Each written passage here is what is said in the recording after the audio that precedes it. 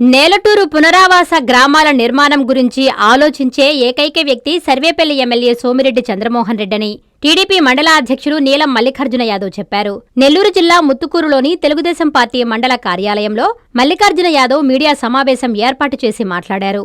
CL Genco thermal కేంద్రాల ప్రభావిత గ్రామాల పునరావాసం కోసం గత ప్రభుత్వం పట్టించుకున్న పాపాన పోలేదని చెప్పారు. నాడు 2018వ సంవత్సరంలో పునరావాసం కోసం 40 కోట్ల రూపాయలు మంజూరు చేయించినా గత సంవత్సరం 10.5 కోట్ల రూపాయలు మంజూరు చేయించిన ఎమ్మెల్యే సోమిరెడ్డి తాజాగా మరొక 10.5 కోట్ల రూపాయలు పునరావాసం కోసం మంజూరు చేయించారని, ఈ నిధులతో పనులు ప్రారంభం కానున్నాయని చెప్పారు.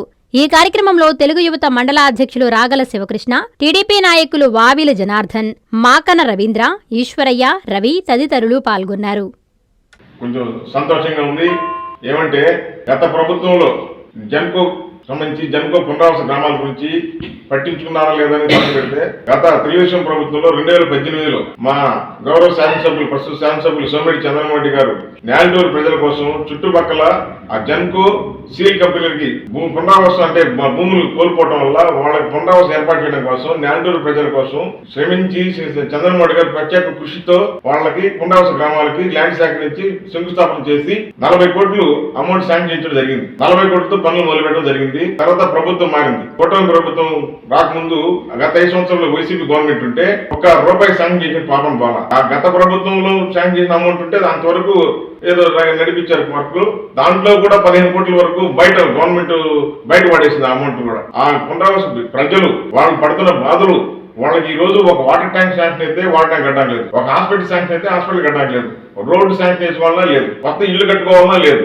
ఆ రకంగా వాళ్ళు మగ్గిపోతుంటే 5 సంవత్సరాలు వాళ్ళని పట్టించుకున్న పాపన పోకుండా క్రూరంగా ప్రవర్తించినటువంటి గత ప్రభుత్వం నుండి ఎమ్మెల్యే కాకినాడ గోవర్ధన్ రెడ్డి ఆ రోజు వాళ్ళు నేలటూరు ప్రజలు వాళ్ళ బాధలు చెప్పుకోవడానికి పోతే లైట్ లాగా మాట్లాడినటువంటి వ్యక్తి వాళ్ళ ప్రజల గురించి పట్టించుకున్న పాపన పోలా. ఈ రోజు మళ్ళీ కూటమి ప్రభుత్వం రాగానే సోమిరెడ్డి చంద్రమోహన్ గారు మన కూటమి ప్రభుత్వం రాగానే 10.5 కోట్లు జన్కో నుంచి పునరావాస కేంద్రాల కోసం కన్స్ట్రక్షన్ కోసం ఏర్పాటు చేసినారు. మళ్ళీ ఈ రోజు ఇంకో 16 కోట్లు, ఈ 16 కోట్లు 5 కోట్లు ఆల్రెడీ అమౌంట్ వచ్చేసింది.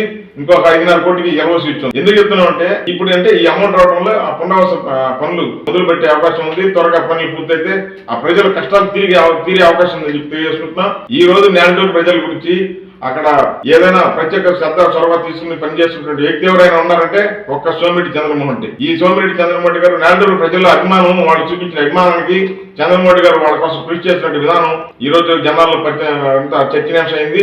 నేలటూరు ప్రజల తరఫున, మన చుట్టుపక్కల గ్రామాల ప్రజల తరఫున ఈ రోజు గౌరవ శాసనసభ్యులు సోమిరెడ్డి చంద్రమోహన్ గారికి, గౌరవ విద్యుత్ శాఖ మంత్రులు బొట్టిపాటి రవి గారికి, అదే విధంగా జెన్కో ఎండీ గారికి, డైరెక్టర్లకు అందరికీ కూడా పేరు పేరున ధన్యవాదాలు తెలియజేస్తున్నాను. నారాయణ మాతృసేవా పథకం అమ్మతనానికి కమ్మనైన పథకం.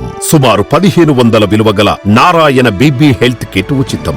అవుట్ పేషెంట్స్ కు ప్రతి నెల డాక్టర్ ఫీజు ఉచితం. అల్ట్రాసౌండ్ స్కానింగ్ ఉచితం. గర్భిణీ స్త్రీలు కాన్పు కోసం కానీ ఇతర అవసరమై హాస్పిటల్లో చేరినప్పుడు బెడ్ ఛార్జీలు ఉచితం. ప్రాథమిక వైద్య పరీక్షలు ఉచితం. మందులు ఉచితం. బ్లడ్ బ్యాంక్ నందు అవసరమైన వారికి రక్తం ఉచితం. 5 నుండి 9 నెలల గర్భిణీలకు ప్రతి నెల చెకప్ సమయంలో ఉచిత డ్రై ఫ్రూట్ బాక్స్ మరియు వేరుశెనగ చిక్కీలు ఉచితంగా ఇవ్వబడును. బిడ్డ పోషణ నిమిత్తం తల్లికి 3000 రూపాయల నగదు అందించబడును. కాన్పు కోసం అంబులెన్స్ ఉచిత పికప్ సదుపాయం కలదు. నెల్లూరు నగర పరిధిలో నారాయణ మాతృసేవా పథకం, నెల్లూరు.